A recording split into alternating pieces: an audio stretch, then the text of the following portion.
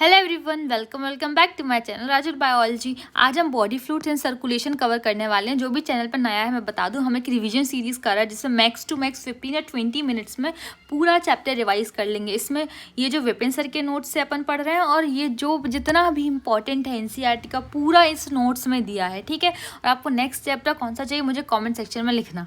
चलो without further wasting time let's start. देखो, हमें ना सेल्स तक जो भी सब्सटेंसेस है उनको ले जाना रहता है और जो भी उससे वेस्ट मटेरियल है उसके बाहर ले आना रहता है। तो हमको एक मीडियम चाहिए जिस मीडियम में ये मूवमेंट हो सके। तो जो अलग अलग ऑर्गेनिजम्स हैं ना उनके पास अलग अलग सिस्टम होते हैं। जैसे स्पॉन्जीज, सीलेंट्रेट्स, ये क्या करते हैं, अपनी बॉडी के अराउंड ना वाटर को सर्कुलेट करते हैं। और हायर एनिमल्स जो होते हैं इनके पास फ्लूइड्स होते हैं जैसे ब्लड, लिम्फ, ठीक है। तो ब्लड क्या है, ब्लड दो चीज़ों से मिलकर बना है, प्लाज्मा और फॉर्म्ड एलिमेंट्स। जो प्लाज्मा है 55% ऑफ ब्लड को बनाता है। ये स्ट्रॉ कलर्ड विस्कस फ्लूइड होता है। इसमें 90 to 90% वाटर होता है। 6 to 8% प्रोटीन्स होते हैं। प्रोटीन्स में भी कौन से मेजर प्रोटीन्स है, फाइब्रिनोजन होता है जो कि क्लॉटिंग में हेल्प करता है। ग्लोबुलिन जो है as a defence system act करता है, जैसे इम्यूनिटी प्रोवाइड करेगा। और एल्ब्यूमिन जो है वो ऑस्मोटिक बैलेंस करता है। बचे हुए जितनी भी चीज़ें जैसे आयंस और न्यूट्रिएंट्स ये ट्रांजिट स्टेट में होते हैं, मतलब चेंज होते रहते हैं। आयंस में कौन कौन से, sodium ion, calcium ion, magnesium ion, bicarbonate ion, chloride ion. और न्यूट्रिएंट्स में से अमीनो एसिड, ग्लूकोज, ये सब होते हैं। अब सीरम हम किसको बोलेंगे, अगर हम प्लाज्मा में से क्लॉटिंग फैक्टर्स माइनस कर दें तो जो बचता है ना वो सीरम बचता है। अब हम देखने वाले हैं फॉर्म्ड एलिमेंट्स, ठीक है। तो फॉर्म्ड एलिमेंट्स जो है ब्लड का 45% बनाते हैं, ठीक है। फॉर्म्ड एलिमेंट्स में क्या क्या होती है, WBC होती है। तो WBC कैसी है, WBC कलरलेस है, न्यूक्लिएटेड है और 6000 से 8000 पर mm³ ऑफ ब्लड प्रेजेंट होती है।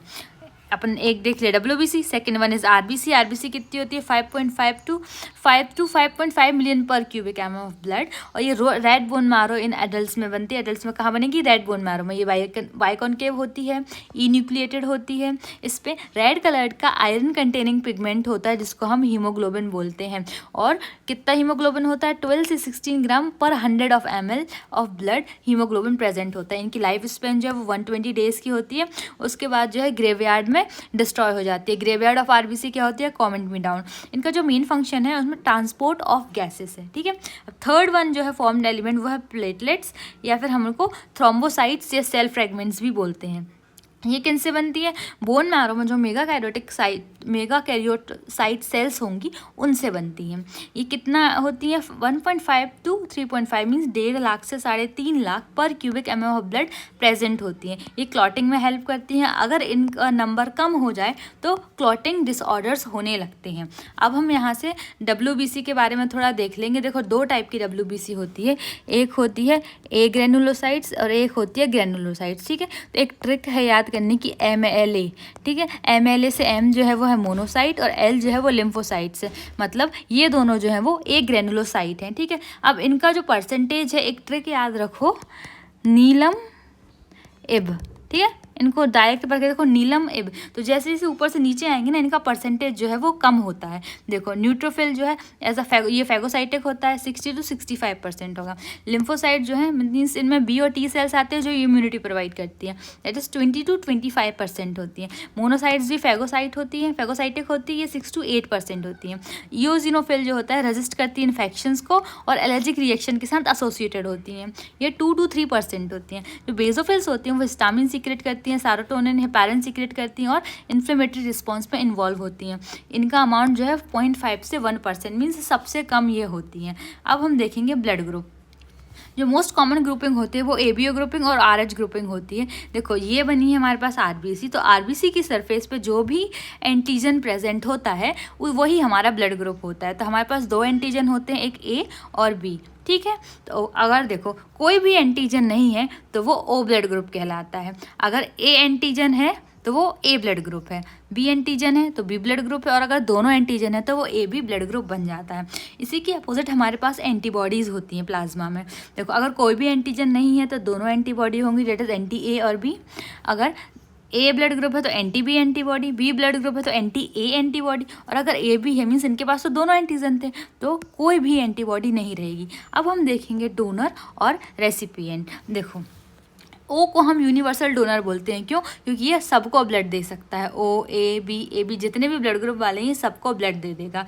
ठीक है, अब जो ए है, ए किस किस को ब्लड देगा? ए एक खुद को ब्लड दे सकता है और ए बी को ब्लड दे सकता है। बी ब्लड ग्रुप किस किस को ब्लड देता है? बी को देता है और ये भी ए बी को देता है। लेकिन ए बी जो है इसके पास दोनों एंटीजन प्रेजेंट है, तो ये सिर्फ उनको देगा जिनका ए बी ब्लड ग्रुप होगा। मतलब जो ए बी है वो सबसे ले सकता है, मतलब ये यूनिवर्सल रेसिपिएंट है। अब आरएच ब्लड ग्रुप क्या होता है? आरएच ब्लड ग्रुप उसी के जैसा है जो कि सिमिलर रेसिस मंकी में प्रेजेंट होता है। रेसिस मंकी कौन सा होता है? जो जनरली हमको देखे जाते हैं ना, वही रेसिस मंकी है। 80% ह्यूमन जो है वो आरएच पॉजिटिव होते हैं। ठीक है, हमको ये जो आरएच ब्लड ग्रुप है हमको मैच करना पड़ता है ब्लड ट्रांसफ्यूजन के पहले। एक स्पेशल केस होता है आरएच इनकम्पैटिबिलिटी का, वो कौन सा है? इरिथ्रोब्लास्टोसिस फीटैलिस, जहाँ पे जो मदर है वो आरएच नेगेटिव होती है और फादर और चाइल्ड आरएच पॉजिटिव होती है। देखो क्या हुआ ना, देखो यहाँ पे अच्छे से समझेंगे कि ये जो आरएच हीमोलिटिक डिसीज़ है वो डेवलप कैसे हुई।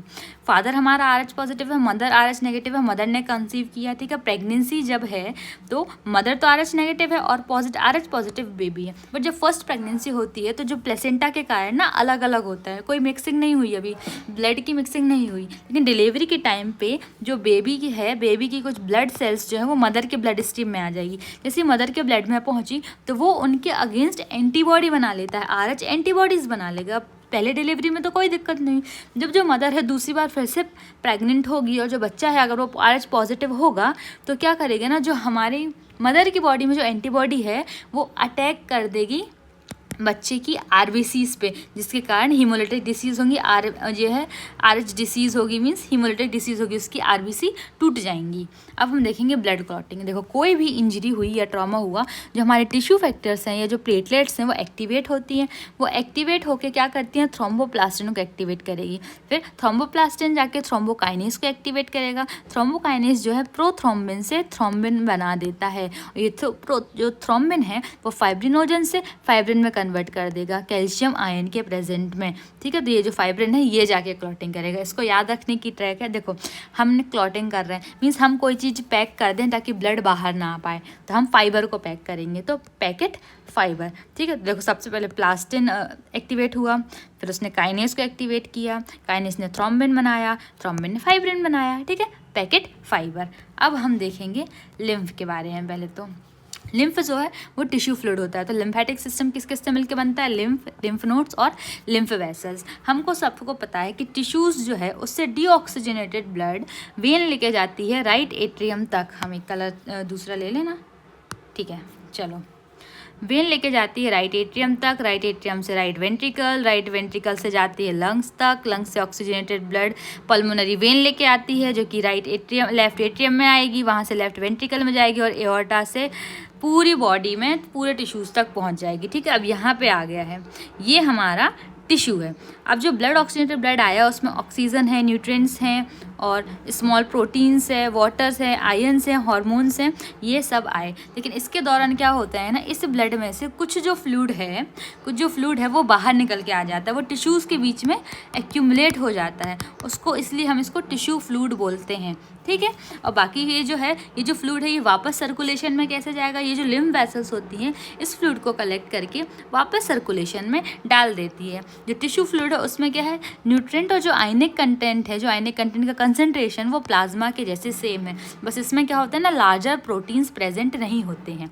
अब हम देखेंगे सर्कुलेटरी पाथवेज। ठीक है, तो जो देखो थोड़ी ना आवाज़ होने लगी क्योंकि यहीं पास में साथ है, बट वीडियोस तो बनाना पड़ेगा। आप क्या करना ना, वॉल्यूम थोड़ी तेज करना और लेक्चर को सुनना। अब हम पढ़ेंगे सर्कुलेटरी पाथवेज। तो 3 टाइप का होगा, एक सिंगल सर्कुलेशन होगा और डबल सर्कुलेशन में भी एक इनकम्प्लीट होता है और कंप्लीट होता है। ठीक है, तो सिंगल सर्कुलेशन में किस में होता है? पाइसेस से, मतलब फिशेस में होता है। इनके पास जो है ना 2 चैम्बर्ड हार्ट होता है, जिसमें से एक एट्रियम और एक वेंट्रिकल होता है। ब्लड जो है सिर्फ हार्ट में एक ही बार आएगा। देखो कैसे, जो गिल्स हैं इससे ऑक्सीजनेटेड ब्लड जो है आर्टरी के थ्रू टिश्यूज़ के पास आया, टिश्यूज़ से जो डीऑक्सीजनेटेड ब्लड है वो वेन्स के थ्रू हार्ट के पास जाएगा। देखो पहले एट्रियम में गया, फिर वेंट्रिकल में गया, फिर वेंट्रिकल से जो डीऑक्सीजनेटेड ब्लड है वो वापस गिल्स में पहुँच गया। ठीक है, ये हमारा सिंगल सर्कुलेशन है। अब इनकम्प्लीट डबल सर्कुलेशन किस में होता है? एम्फीबियन और रेप्टाइल्स में होता है। इनका 3 चैम्बर्ड हार्ट होता है, 2 एट्रियम एक वेंट्रिकल होता है, एक्सेप्ट क्रोकोडाइल, क्योंकि क्रोकोडाइल में 4 चैम्बर हार्ट है।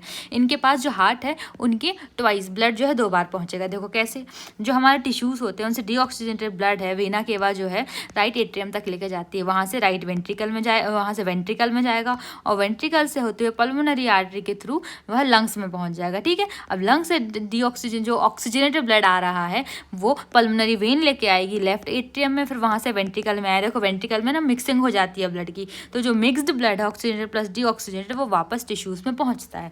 जो कंप्लीट डबल सर्कुलेशन है वो बर्ड्स, मैमल्स और क्रोकोडाइल में होता है। इनके पास 4 चैम्बर हार्ट है, 2 एट्रियम और 2 वेंट्रिकल है। इनमें भी जो ब्लड है हार्ट में 2 बार जाएगा। सिमिलर पैटर्न है, देखो टिश्यू से डीऑक्सीजनेटेड ब्लड लेके आई वेना केवा, राइट एट्रियम में गया, राइट एट्रियम से राइट वेंट्रिकल में गया, फिर जो है पल्मोनरी आर्टरी लेके लंग्स तक गई, लंग्स से जो ऑक्सीजनेटेड ब्लड आया है वो पल्मोनरी वेन लेके आई और उसने लेफ्ट एट्रियम में आया, लेफ्ट एट्रियम से लेफ्ट वेंट्रिकल में, और जो ऑक्सीजनेटेड ब्लड है एओर्टा और आर्टरीज के थ्रू पूरी बॉडी में पहुंच गया टिश्यूज़ में। ठीक है, यहाँ पे क्या है, कोई भी मिक्सिंग नहीं हुई है ब्लड की।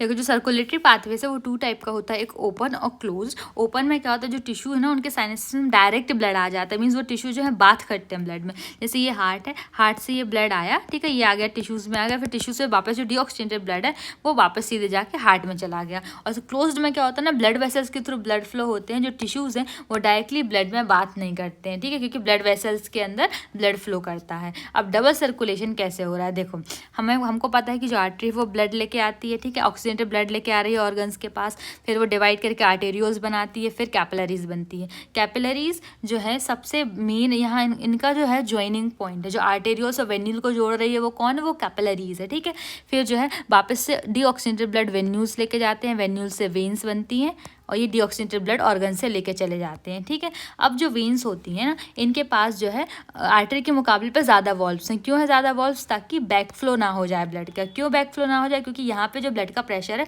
वो कम होता है। कैसे, यहाँ देखना आर्टरी में और वेन में सबसे जो आउटर लेयर है दोनों की वो ट्यूनिका एक्सटर्ना है, जो कोलेजन फाइबर से मिलकर बनी होती है। जो सेंट्रल लेयर है वो ट्यूनिका मीडिया है, जो कि मसल और इलास्टिन फाइबर से मिलकर बनी होती है। जो सबसे अंदर है वो ट्यूनिका इंटीमा है, जो कि एंडोथीलियम है। अब यहाँ पे देखना इनकी जो आर्टरी है, इनकी ट्यूनिका मीडिया जो है वो थिक है, इसीलिए इसका ब्लड प्रेशर ज़्यादा है, क्योंकि ब्लड फ्लो तो उतना ही हो रहा है, कम जगह से फ्लो होगा तो प्रेशर तो बढ़ जाएगा ना। सिमिलरली जो वेन है, वेन की ट्यूनिका मीडिया जो है वो थिन है, ल्यूमेन बड़ा है, इसीलिए इनका ब्लड प्रेशर जो है वो कम है।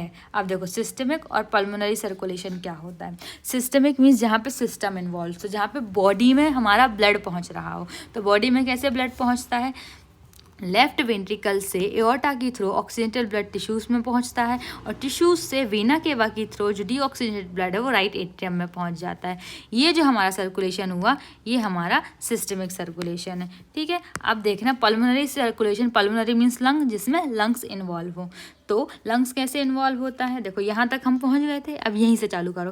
राइट वेंट्रिकल जो है, राइट वेंट्रिकल से ब्लड पल्मोनरी आर्टरी लेके जाती है लंग्स के पास डीऑक्सीजनेटेड ब्लड, और लंग्स से जो ऑक्सीजनेटेड ब्लड है वो पल्मोनरी वेन के थ्रू लेफ्ट एट्रियम में आ गया। ये हमारा पल्मोनरी सर्कुलेशन हो गया। यहीं पे एक पोर्टल सर्कुलेशन होता है, मीन्स देखो सारे ऑर्गन से जो ब्लड है वो हमारे हार्ट तक पहुँचाना है, लेकिन यहाँ क्या होता है ना, हार्ट के पास पहुँचने के पहले कहीं और भी जाएगा ब्लड। जैसे ये सर्कुलेशन एक बनता है स्टमक इंटेस्टाइन और लीवर के बीच में। ठीक है, तो स्टमक और इंटेस्टाइन से जो ब्लड है वो हेपेटिक पोर्टल वेन लेके जाते हैं लीवर तक, फिर वहाँ से हार्ट तक ब्लड जाएगा। ठीक है, ऐसे ही जो है कोरोनरी सिस्टम के पास भी, क्योंकि हार्ट को खुद को भी तो ब्लड चाहिए ना वर्क करने के लिए, तो एओर्टा से कोरोनरी ब्रांचेस निकलती हैं, वो ऑक्सीजन और सप्लाई जो है हार्ट की मसल को सप्लाई करती हैं। अब हम यहाँ से ह्यूमन हार्ट के बारे में समझने वाले हैं। ह्यूमन हार्ट जो है हमारा मीजोडर्मली डिराइव्ड है। ठीक है, मीजोडर्म से डिराइव्ड है, थोड़ा सा कैविटी में प्रेजेंट होता है लंग्स के बीच में। जो साइज़ होती है हार्ट की एक बंद मुट्ठी की जितनी होती है, मीन्स क्लेंच्ड फिस्ट की जितनी होती है, जो कि डबल वॉल मेम्ब्रेन से प्रोटेक्टेड होता है। उस मेम्ब्रेन को हम पेरिकार्डियम बोलते हैं। ठीक है, एक मिनट ज़रा पेन हम ले लें। ठीक है, चलो अब ये देखो हार्ट जो है 4 चैम्बर्ड होता है। ये right atrium, right ventricle, left atrium और लेफ्ट वेंट्रिकल। ठीक है, जो 2 एट्रियम जिसके बीच में जो सेप्टा होता है उसको हम इंटर एट्रियल सेप्टम बोलते हैं। जो 2 वेंट्रिकल के बीच में सेप्टम होता है वो इंटर वेंट्रिकुलर सेप्टम होता है, और जो एट्रियम और वेंट्रिकल के बीच में सेप्टम होता है उसको एट्रियो वेंट्रिकुलर सेप्टा बोलेंगे। ठीक, अब देखो खुद देख के पता चल रहा है जो 2 एट्रियम्स के बीच का सेप्टा है वो थिन है। ठीक है, और जो वेंट्रिकल्स हैं उनके बीच का सेप्टा थिक है। क्यों, क्योंकि वेंट्रिकल्स में ना प्रेशर बहुत ज़्यादा होता है, और जो एवी जो है ना, एवी सेप्टा वो भी थिक है और फाइबर फाइब्रस है। अब जो एट्रियम और वेंट्रिकल्स के बीच में वॉल्व होती है तो राइट साइड जो है वो कौन सी वॉल्व होती है? Tricuspid valve. देखो राइट ट्राई, ठीक है, ऐसे देखो बोलने में एक जैसे दिख रहा है। तो लेफ्ट साइड हमारे पास कौन सी बची? सिंपल मिट्रल वॉल्व बची। ठीक है, मिट्रल वॉल्व को हम बाइकस्पिड वॉल्व भी बोलते हैं, ये वाली है। अब जो वेंट्रिकल्स जो है, वेंट्रिकल्स के बाद में जो वॉल्व होती है, जैसे वेंट्रिकल से ब्लड कहाँ जाएगा? राइट वेंट्रिकल से पल्मोनरी आर्टरी लेके जाती है, लेफ्ट वेंट्रिकल से पल्मोनरी वेन लेके जाती है। तो इनके पास जो वॉल्व्स हैं वो सेमी ल्यूनार वॉल्व्स होती हैं, ठीक है, जो ब्लड के बैक फ्लो को रोकेगी। अब ये जो सिग्नल है इसका ट्रांसमिशन कैसे होता है? तो हमारे पास ना मीन्स हार्ट के पास नोडल टिश्यूज़ होते हैं। तो सबसे पहला जो है वो ऐसे नोड होता है जिसको हम साइनो एट्रियल नोड बोलते हैं। ये कहाँ पे प्रेजेंट है? ये राइट एट्रियम पे अपर राइट कॉर्नर पे प्रेजेंट होता है। ये हम इसको पेस मेकर ऑफ हार्ट भी बोलते हैं। यही जो सिग्नल है ना हार्ट के कॉन्ट्रैक्शन के लिए, ये सिग्नल इनिशिएट करेगा। इसकी रेट कितनी होती है? 70 to 75 टाइम्स पर मिनट। तो ऑन एन एवरेज कितनी हो गई? 72। जो हार्ट है वो ऑटो जनरेट कर सकता है उसके सिग्नल्स कॉन्ट्रैक्शन के लिए, मीन्स खुद से ही जनरेट कर लेगा, इसलिए हम इसको ऑटो एक्साइटेबल और मायोजेनिक बोलते हैं। ठीक है, अब ये जो सिग्नल है ये जो है ये जो ऐसे नोड से निकल के,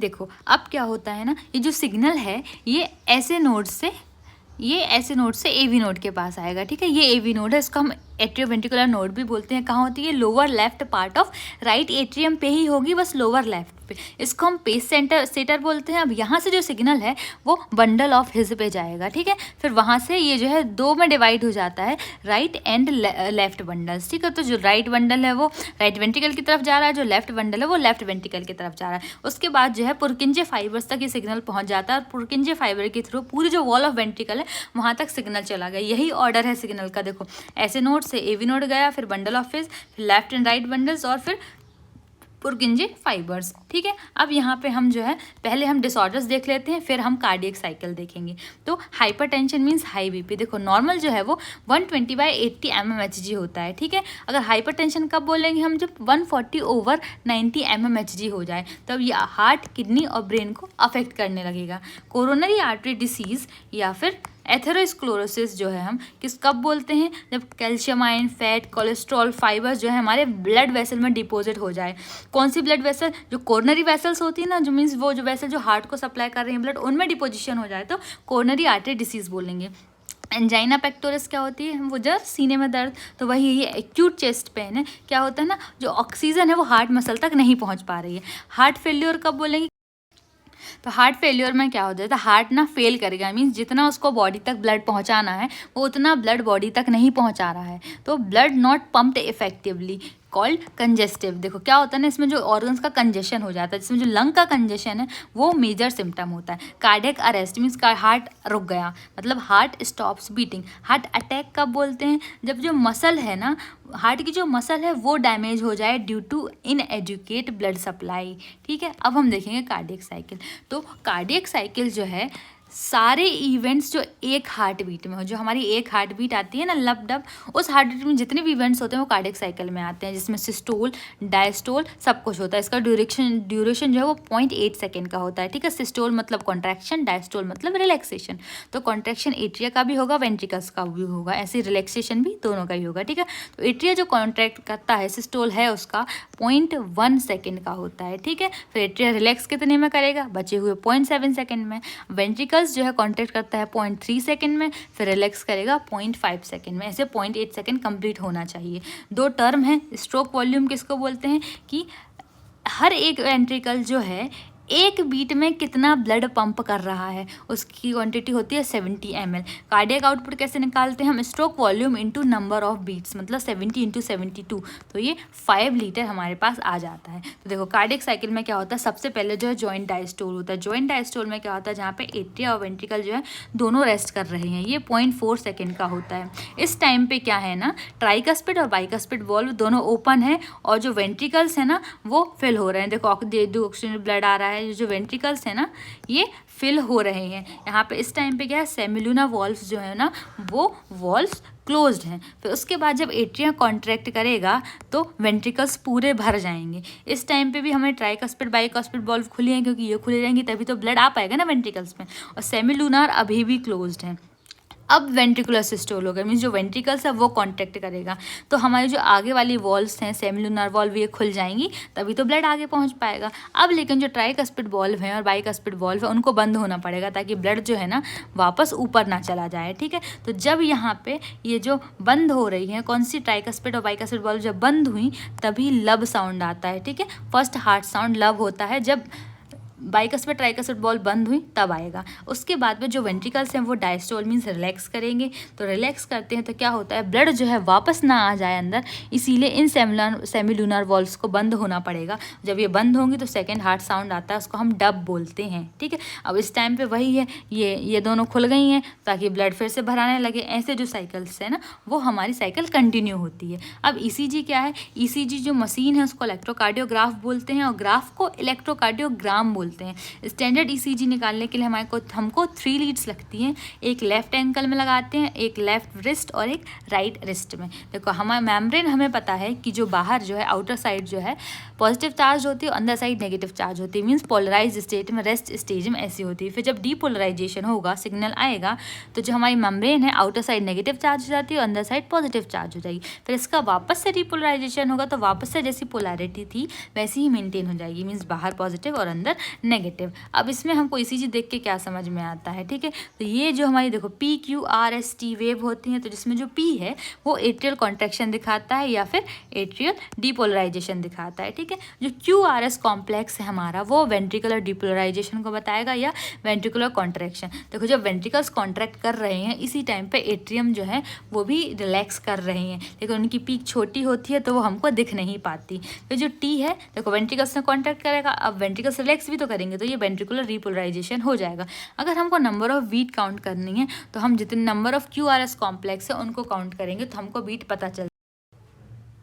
देखो इन सब का रेगुलेशन कैसे होगा, मेडुला से रेगुलेट होता है और ऑटोनॉमिक नर्वस सिस्टम एक्ट करता है, जिसमें सिंपैथेटिक और पैरासिम्पैथेटिक दोनों। जब बॉडी एक्टिव स्टेट में है तो सिंपैथेटिक नर्वस सिस्टम वर्क करता है और जब बॉडी रेस्टिंग स्टेट में है तो पैरासिम्पैथेटिक नर्वस सिस्टम एक्ट करता है। ये जो एक्टिवली है सिंपैथेटिक नर्वस सिस्टम है वो किसके हेल्प से एक्ट करेगा, एड्रेनलिन, नॉर एड्रेनलिन और थायरॉक्सिन, ठीक है। ये चैप्टर यहाँ कंप्लीट होता है, इसमें सारा इंपॉर्टेंट था। अब इसके बाद आप जाके PYQ सॉल्व करो। ऑल द बेस्ट बच्चों, पढ़ते रहो और नेक्स्ट चैप्टर कौन सा चाहिए मुझे कॉमेंट में लिख के बता देना।